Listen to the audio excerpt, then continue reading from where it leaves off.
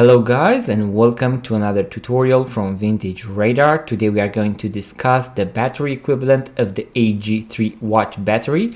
So these are different names, different abbreviations that you can find online for the exact watch battery type that we have right here, AG3.